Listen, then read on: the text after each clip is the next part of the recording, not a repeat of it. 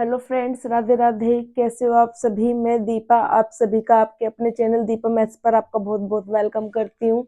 जैसे कि गाइस आप सभी को पता है, दीपा मैथ्स चैनल पर हम जो है मैथ्स की पूरी कंप्लीट बुक कर रहे हैं और वो भी बिल्कुल सीक्वेंस में जो है हमारे चैप्टर चल रहे हैं। तो अब जो हमारा चैप्टर चल रहा है वो चल रहा है रेशो एंड प्रोपोर्शंस, मतलब कि अनुपात और समानुपात जो है हमारा चल रहा है। और इसका बहुत ही प्यारा सा टॉपिक आज जो है हम टाइप 7 कर रहे हैं, अनुपाती विभाजन पर आधारित प्रश्न।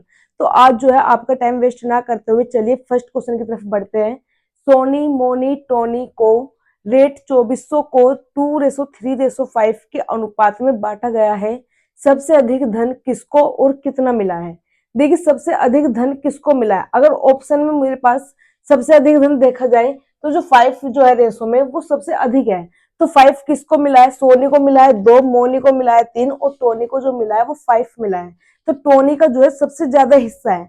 अगर ऑप्शन में हमारे पास टोनी दिखता है तो हम ऑप्शन देखते ही लगाएंगे बिना सोल्व करे। तो आइए सोल्व करना है कि उसको कितना धन मिला है, ये भी हमसे जो है पूछा गया है। तो देखिए, टोनी को सबसे ज्यादा धन मिला है। फर्स्ट आंसर तो यही होगा कि टोनी को मिला है सबसे ज्यादा धन। ठीक है। अब देखिए, इसमें कहा है कि सोनी मोनी और टोनी तीन जने हैं। तीनों का जो रेशो है वो है 2:3:5। देखिए, सबसे पहले क्या करना है कि सोनी को मिला है 2, मोनी को मिला है 3 और टोनी को जो मिला है वो 5 मिला है। अब क्या है कि हमारे अकॉर्डिंग 2 और 3 5 और 5 10, हमारे अकॉर्डिंग जो है 10 रुपए बटे हैं और उन्होंने कितने कहा है? 2400 रुपए बटे हैं। 2400 रुपए जो है इनके अकॉर्डिंग तीनों जनों में बांटे गए हैं और हमारे अकॉर्डिंग जो है 10 रुपए तीनों जनों को बांटे गए हैं। तो हमारे अकॉर्डिंग जो 10 है वो इक्वल टू हो जाएगा 2400 के। एक की वैल्यू निकालना चाहूंगी तो एक की वैल्यू मेरे पास आ जाएगी 240 रुपए। अब कहा है कि सबसे ज्यादा धन किसको मिला है और कितना मिला है। ये तो हमें पता चला कि टोनी को जो है सबसे ज्यादा धन मिला है, तो 5 मिला है टोनी को। हमारे अकॉर्डिंग कितना मिला है? 5। तो 1 के अकॉर्डिंग जो 1 है वो 240 के बराबर हुआ, तो 5 बराबर किसके होगा? देखिए, 24 की गुना 5 में करूंगी 120 और एक ये वाली 0, मतलब 1200 रुपए जो है टोनी को मिला है और सबसे ज्यादा जो धन है वो भी टोनी को मिला है। तो 1200 इसका सबसे जो इंपॉर्टेंट आंसर रहेगा वो 1200 रहेगा और टोनी को जो है सबसे ज्यादा धन मिला है। ठीक है। तो इस तरह के क्वेश्चन जो है आपने देखे होंगे, हर एग्जाम्स में पूछे जाते हैं, चाहे वो हमारा रेलवे में हो या ग्रुप डी का हो या कोई यूपीएसआई हो, एसआई में कोई भी हो, Delhi police, UP police, SSC, CHSL, CGL, सभी में जो है ये वाले क्वेश्चन हमारे हर मात्रा में पूछे गए हैं। तो इस तरह के क्वेश्चंस को जो है आज हम बिल्कुल आसान तरीके से करने वाले हैं। देखिए, सेकंड क्वेश्चन क्या दिया हुआ है? कोई धनराशि पी क्यू आर में 3:5:7 के अनुपात में दी है। यदि क्यू का भाग जो है 1500 रुपए है तो पी व आर के भाग का अंतर क्या होगा?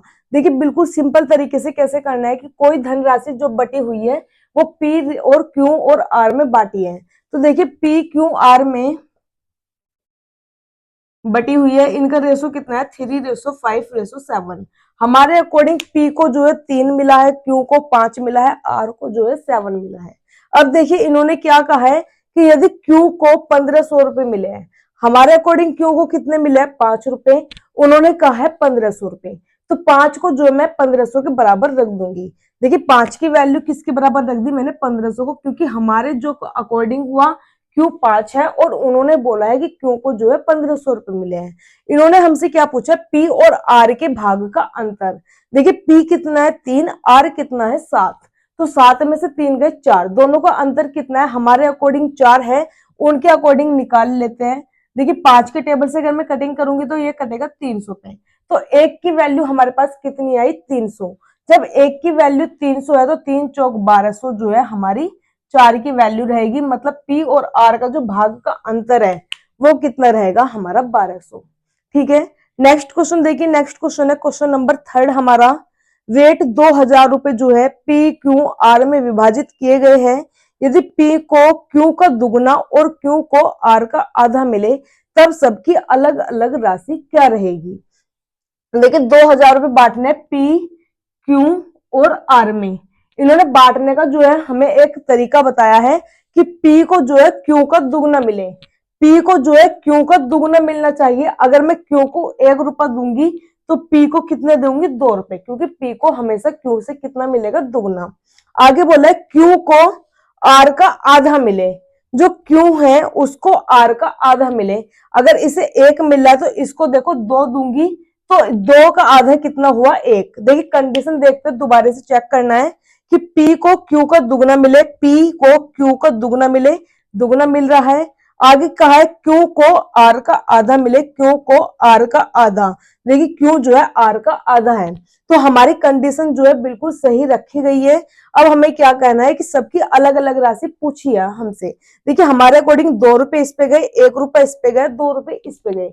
हमारे अकॉर्डिंग कितने रुपए जा रहे हैं? 5 रुपए। हमारे अकॉर्डिंग 5 रुपए जा रहे हैं और उन्होंने बोला है 2000 रुपए। उन्होंने कितने बांटे हैं? 2000 रुपए। तो 5 की वैल्यू जो है मैं 2000 के बराबर रख देती हूँ। तो 1 की वैल्यू मुझे कितनी मिल जाएगी? 400 रुपए। 1 की वैल्यू मुझे कितनी मिल गई? 400। देखो 1 की वैल्यू 400 है तो 2 की वैल्यू कितनी हो जाएगी? 800। 1 की वैल्यू 400 और 2 की वैल्यू 800। ठीक है, देखिए अब ये हमारे सबकी अलग अलग राशि आ चुकी है। मतलब P को 800 रुपए मिले हैं, Q को 400 रुपए मिले हैं, R को जो है 800 रुपए मिले हैं। आप इनका सबका योग करके देखिए, सभी का जो योग है वो 2000 है। 8 और 4 12 और 8 20, मतलब 2000 रुपए सभी का योग भी है। इन्होंने कंडीशन जो बोली थी P को Q का दुगना मिल रहा है और Q को R का आधा मिल रहा है। तो सारी कंडीशंस हमारी जो है बिल्कुल वेरीफाई हो रही है। तो ये हमारे जो है बिल्कुल सटीक आंसर है। ठीक है, नेक्स्ट क्वेश्चन देखिए। ये हमारे सभी की अलग अलग राशि थी। देखिए नेक्स्ट क्वेश्चन है हमारे पास, क्वेश्चन नंबर 4।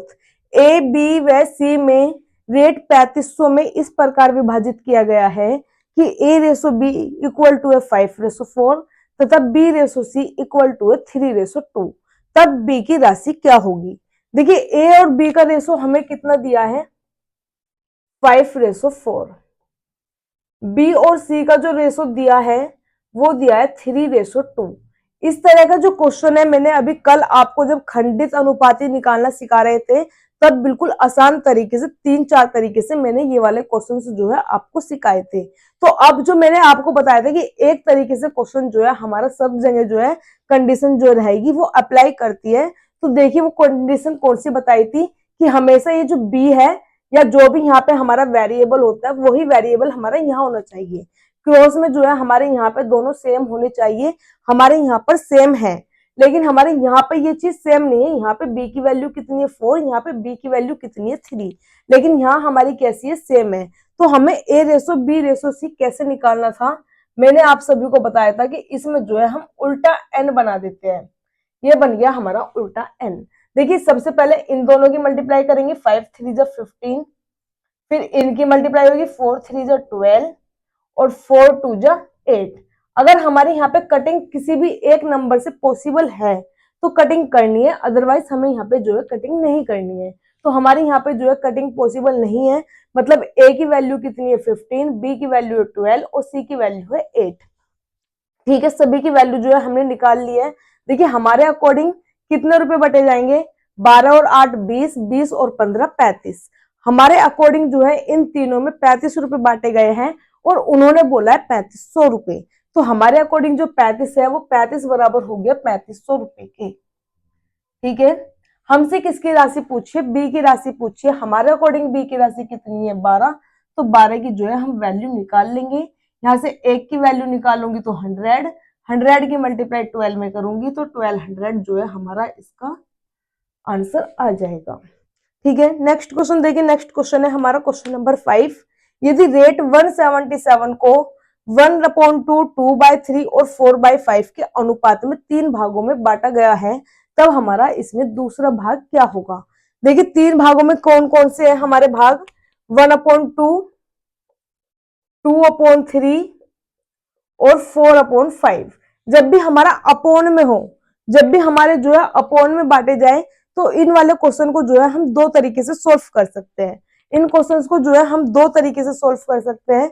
एक तो तरीका यह है कि इनको आपस में जो है नीचे वाली संख्याओं का एलसीएम ले और जिस तरह से हम सब्ट्रैक्ट या ऐड करते हैं फ्रैक्शन वाले क्वेश्चंस को, उस तरह से जो है डिवाइड पोर्शन लेकर चले।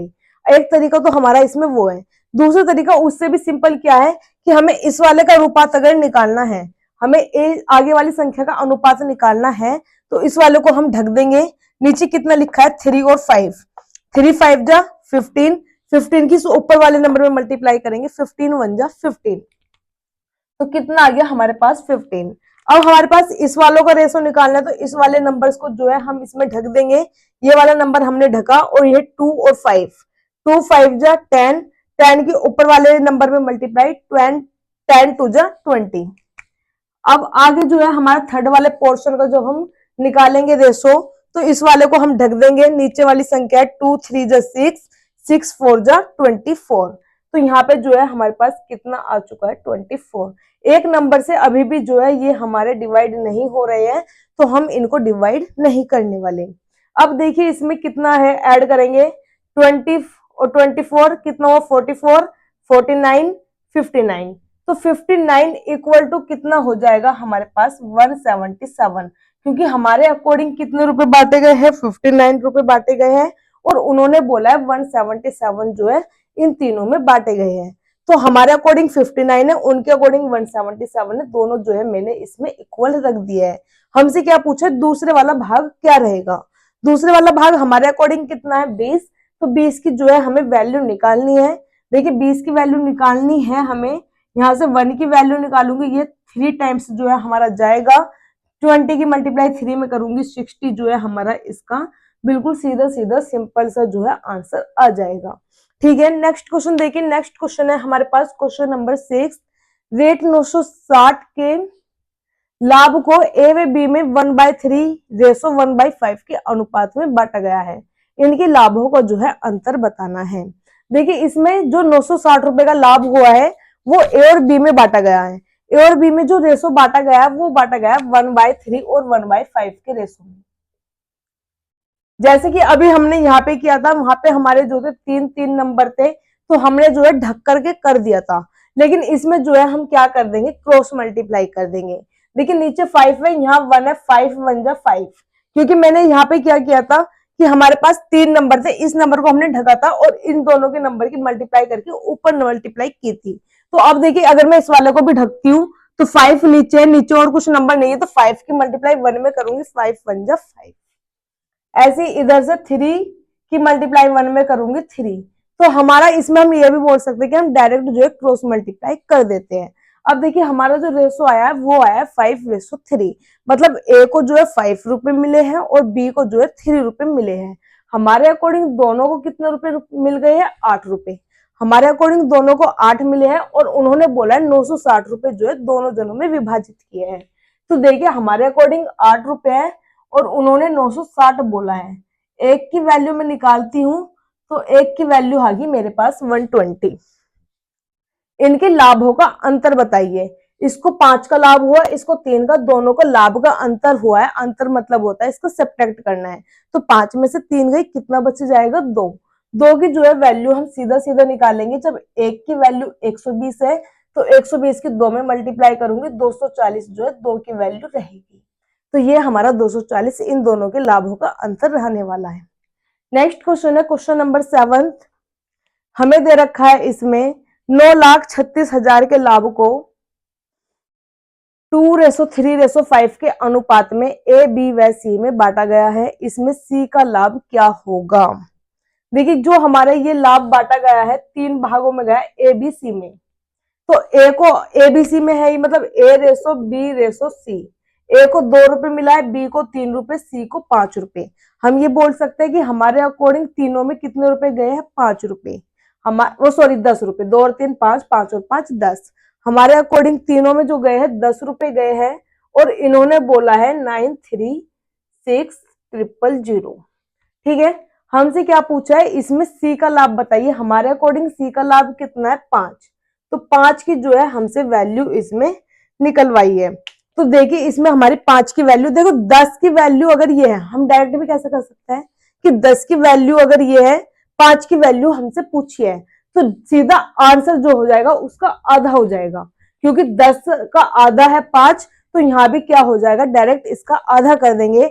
अगर मैं इसका आधा करती हूँ तो 468,000 हमारा इसका बिल्कुल सीधा सीधा आंसर आ जाएगा। ठीक है, नेक्स्ट क्वेश्चन देखिए, लास्ट क्वेश्चन है आज का। इस हमारी इतनी अच्छी टाइप चली है आज की, पैसे ही पैसे बांटे जा रहे हैं।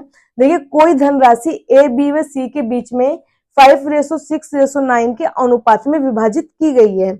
यदि ए को 450 रुपए मिलते हैं तो कुल धनराशि क्या थी। देखिए एबीसी के अनुपात में जो बटी है वो है 5:6:9 और इनके जो आगे बोला है ए को जो है 450 रुपए मिलते हैं।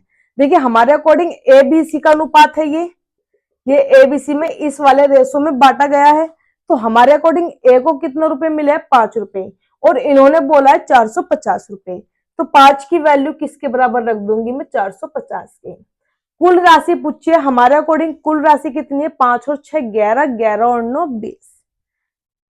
देखिए इसका दो तरीके है, क्वेश्चन को किस तरह यहाँ पे डायरेक्टली कैसे कर सकते हैं हम, या तो 5 से मैं 1 की वैल्यू निकाल लेती हूँ, 5 से जब मैं 1 की वैल्यू निकालूंगी कितना हो जाएगा 90, 90 की गुना यहाँ पे करूंगी 1800, या फिर यहीं पे देखिए 5 का कितना है 4 गुना, 5 चौक का 20 है, 5 का कितना है 4 गुना है, तो 450 का भी 4 गुना कितना होगा 450 दूनी 900 और 900 दूनी 1800। तो इसका भी देखिए दो तरीके से जो है हम डायरेक्ट भी सोल्व कर सकते हैं, इसमें जो है हमें ज्यादा अपने दिमाग को ज्यादा चलाने की जरूरत नहीं पड़ती है। तो आज आपको ये वाली टाइप कैसी लगी है, अगर आपको क्वेश्चन समझ में आए हैं तो आप सभी को जो है ये वाली क्लास जरूर शेयर कीजिएगा। अगर आपको क्लास अच्छी लगी है, और होमवर्क के लिए नहीं मिलेगा कोई क्वेश्चन, अगर आपको क्लास अच्छी लगी है तो आप जो है चैनल को जरूर सब्सक्राइब कीजिएगा। अगर आपको कोई भी फ्रेंड कोई भी रिलेटिव किसी भी एग्जाम की तैयारी कर रहा है और आपको लगता है कि उसकी जो है मैथ वीक है, तो आप उसको जो है ये क्लास शेयर कर सकते हैं। धन्यवाद।